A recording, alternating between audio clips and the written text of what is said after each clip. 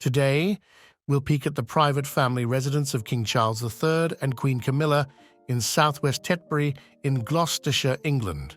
We'll see the picturesque gardens transformed by the King, famous as one of the most inspiring gardens in the United Kingdom.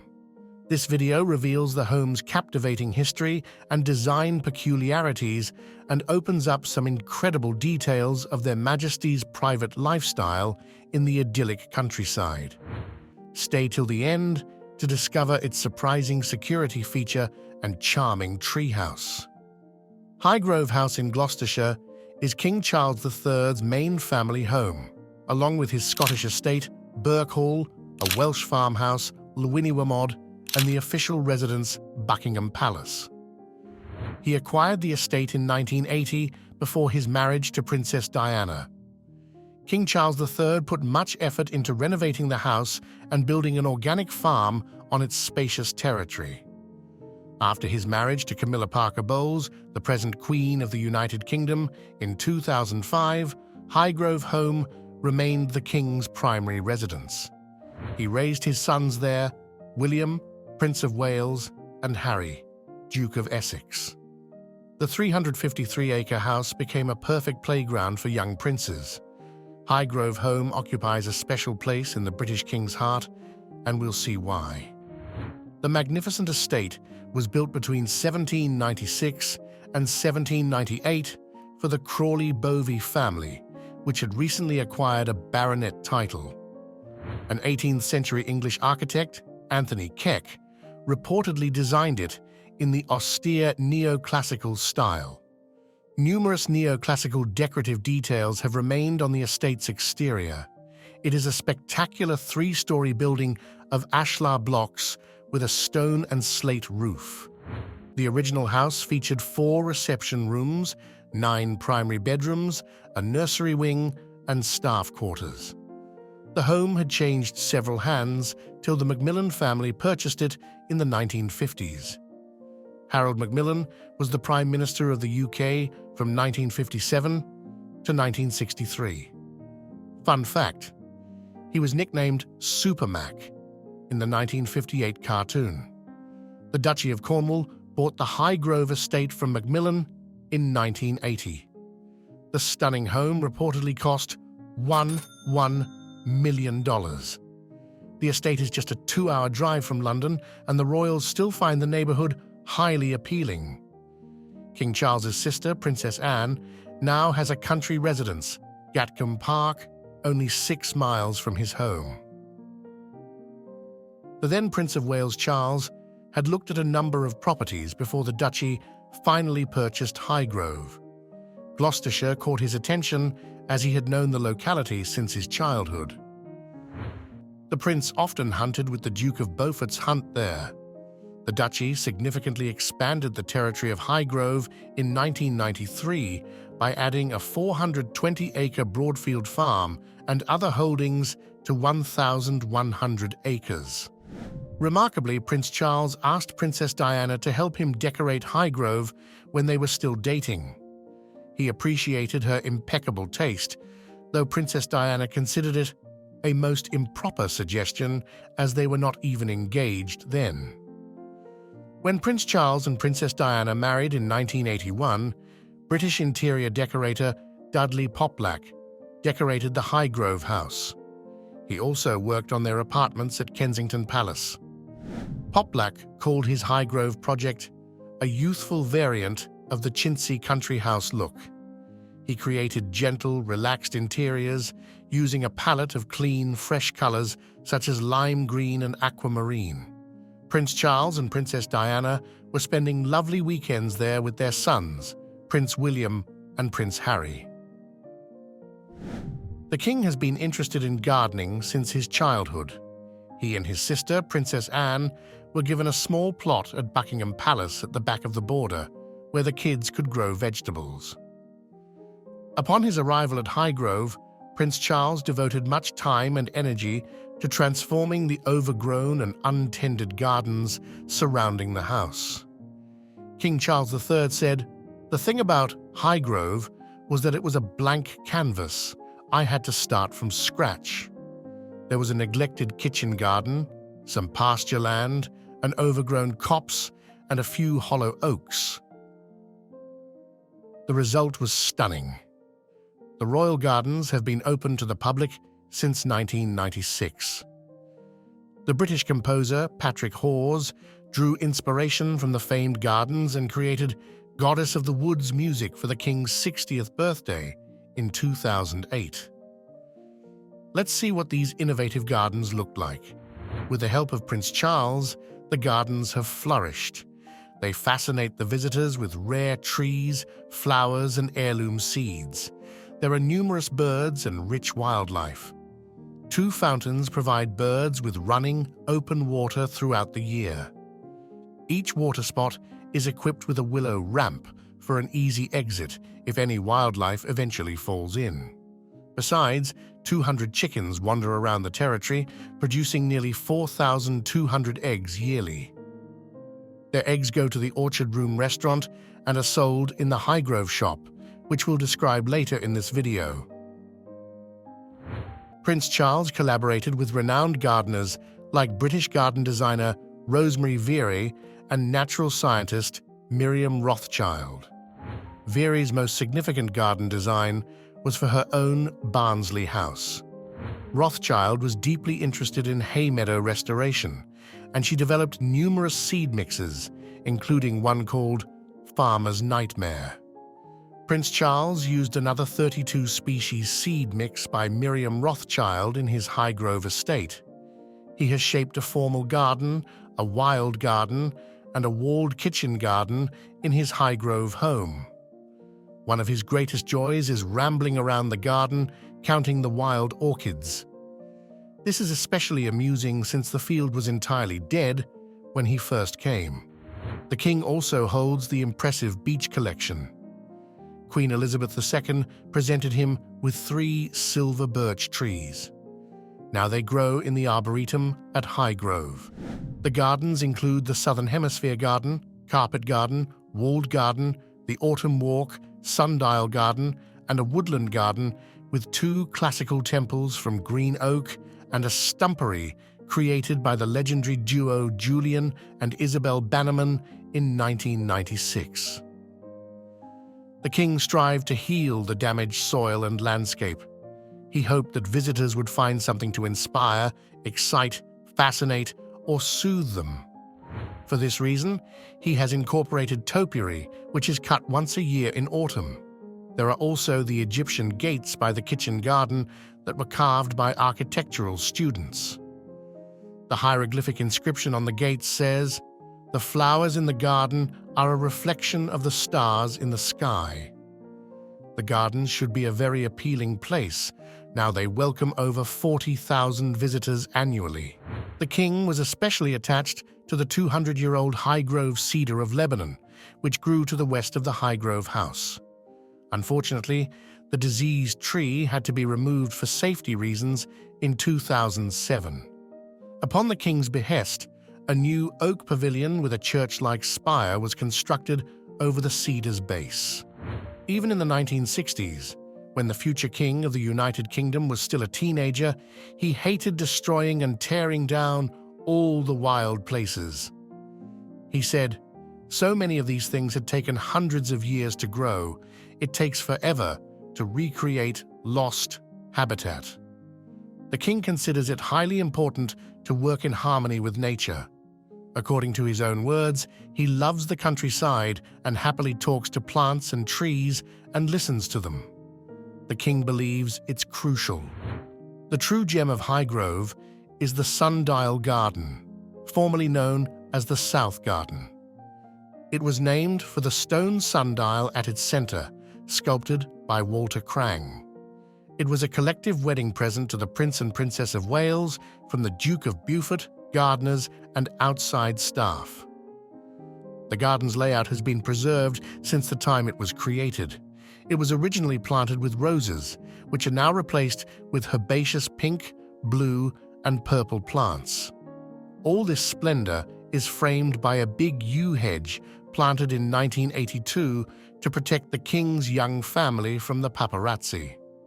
Besides, The king is the patron of the Delphinium Society, so you'll see many adorable flowers of this species in the gardens.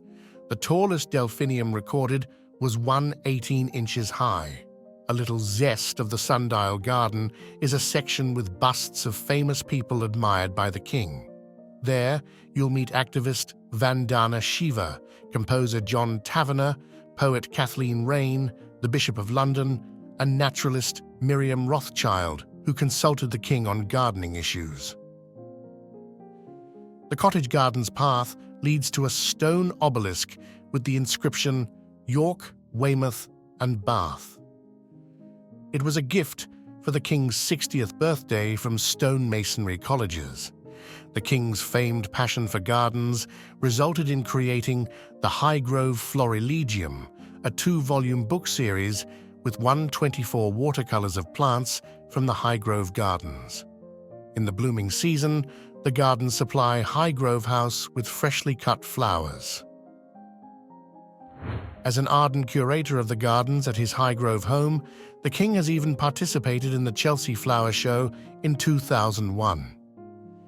His design for an Islamic courtyard garden called the Carpet Garden won a silver medal. The king was always interested in Islamic decorative arts, and the design is based on the geometric patterns and colors of 2 Turkish rugs in his room at Highgrove. It featured traditional peculiarities of Islamic gardens, such as water, perfume, and shade. The Carpet Garden boasts an impressive central octagonal fountain and white marble bowl, weighing 1¼ tons. The king's vision was put into life by the gifted hands of Michael Miller from West London, who had already won 5 gold medals at the Chelsea Flower Exhibition. He said this design was one of the most technically demanding yet fascinating. The garden was transferred to the Highgrove home after the show closed. The king kindly shared his success with the whole team, calling the silver medal a tribute to it. It was the first time a royal family member had designed a garden for the prestigious event, so King Charles obviously made history. There are also 4 semi-detached cottages named the Council Houses and beehive pavilions on the territory of Highgrove. A place of peaceful contemplation called the Sanctuary was constructed in 1999 to celebrate the millennium. A beef yard is built in traditional Cotswold stone, designed by influential architect William Bertram, who also created an adorable Prince William's and Harry's treehouse in the 1980s.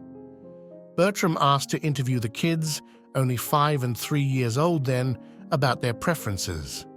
Prince William said, "I want it to be as high as possible, so I can get away from everyone, and I want a rope ladder which I can pull up so no one can get at me." Well, the customer is always right. The original sketch featured a notation about the tall climbing pole, pointing to wooden broomstick steps with the inscription, "Should these go up as high as this?" It was also done for the safety of young princes. The Charming Treehouse was installed in 1989 on Prince William's 7th birthday. It was framed by a holly leaf-shaped fence, as the treehouse was originally built in a holly bush. Hence, its name, the Holyrood House, just like the Queen's Palace in Scotland. In 2015, the king refurbished the original treehouse for his grandson Prince George, the eldest child of Prince William and Princess Catherine. The king was so inspired by the Holyrood treehouse that he opened a playground at Dumfries House in Ayrshire, Scotland in 2022. He wanted to provide the local children and visitors with the opportunity to have fun while engaging with nature. At the center of the nature-based playground is a high tower of a sustainably sourced English chestnut. King Charles III joined the local kids and enjoyed exploring different slides and tunnels and even crossed a rope bridge. His Majesty saw the physical and mental benefits coming with a treehouse installation and wanted to popularize it. When Prince Harry and Prince William grew up and became teenagers, they created Club H, with H for Highgrove. They loved hanging out in the basement. There were no windows, but the basement didn't feel claustrophobic, due to the bone-white painted brick walls. It was Prince Harry's sanctuary. He said, "When I wanted peace, Club H provided. When I wanted mischief, Club H was the safest place to act out. When I wanted solitude, what better than a bomb shelter in the middle of the British countryside?" The princes decorated their space with nice pieces from different royal residences: Persian rug, red Moroccan sofas, wooden table, electric dartboard, drinks trolley, and an immensely loud stereo system. To get to Club H, they had to pass several wine cellars with fanciest bottles and storerooms stuffed with absurd gifts from foreign governments. Prince Harry said nobody wanted these goods, but they could be neither regifted nor donated, so the staff carefully logged the gifts and sealed them away. In 1982, a catastrophe happened at Highgrove. A severe fire significantly damaged the house. The splendid interior greatly suffered, just like the west facade. It required substantial repairs. The artist Felix Kelly, who previously painted Henbury Hall in Henbury, created his artistic impression of a remodeled neo-classical Highgrove. The architect, with a notably varied practice, Peter Falconer, remodeled the house in 1987, and the Bristol architect John Hart rebuilt it to the former look in 1894. When Princess Diana departed from Highgrove with her sons in 1992, the interiors were remodeled. Robert Kime, who has also decorated the rooms at the Royal London Residence, Clarence House, replaced the interiors at the behest of Queen Camilla. Nowadays, Highgrove is an extremely welcoming place with its wild gardens and sustainable practices. The king has added remarkable exterior details such as a new balustrade, pediment, and pilasters. Solar panels and a natural sewage filtering system reflect his environmental beliefs. King Charles even banned the use of aerosols at home in the 1980s. When His Majesty King Charles III succeeded to the throne in 2022, the control of the opulent property was transferred to his son, William, Prince of Wales, who consequently became Duke of Cornwall. The king still rents the Highgrove House from the Duchy of Cornwall. It's his favorite country residence. In 2021, he and Queen Camilla spent the COVID-19 lockdown there. Thus, Highgrove House is substantially protected by security. There's even a steel-lined panic room built to protect the royal couple. The room is meant for use during a potential terrorist attack. A 20 FT by 20 FT room is located on the first floor. Its smart construction implies that even if the rest of the Highgrove House is destroyed, the Iron Room will drop intact to the ground floor. Of course, this is a precaution for the extreme case, and other safety measures are applied to the royal house on a daily basis. King Charles himself loves evening patrol at the weekend, during which he notices things and weeds to be removed. His Majesty said, "I'm sure most people come here and think I don't do anything, but I do." There is also a high stone wall framing the estate. The king also practices hedgelaying, a traditional countryside skill widely widespread in the United Kingdom and Ireland. He says it keeps him relatively sane and considers it a good physical exercise. Now, the fact that might suit the tastes of the Downton Abbey fans. There's a devoted team of employers standing behind the home's splendor. 15-acre gardens are meticulously cared for by skilled gardeners. Knowing the king's passion for sustainability, they use local materials and crafts to create items that can be further repaired. The 11-member gardening team affectionately calls the king the boss. The staff highly appreciates their job, finding it extremely important, though there's obviously a lot to do. For instance, the main lawn equates to 6 miles of pedestrian mowing. However, they were issues throughout Highgrove's history. 2 former members of staff have written books about their time at Highgrove. A butler, Paul Burrell, published his book, A Royal Duty, in 2003, chronicling the events from the house's purchase till his departure with Princess Diana in 1995. A housekeeper, Wendy Berry, wrote The Housekeeper's Diary in 1995. She described in detail her time at Highgrove from 1984 to 1993. Perhaps it was too much for the royal family. Wendy Berry had signed a confidentiality agreement as a royal employee, but she defied it. The High Court claimed injunction against the book's publication, but Wendy Berry neglected it and published her brainchild in the United States. She had to leave the UK to avoid contempt of court charges. Luckily, we have a chance to admire the splendor of Highgrove. Though the house is not accessible to the public, the gardens welcome visitors between April and October annually. A 5-hour garden tour is led by an experienced guide.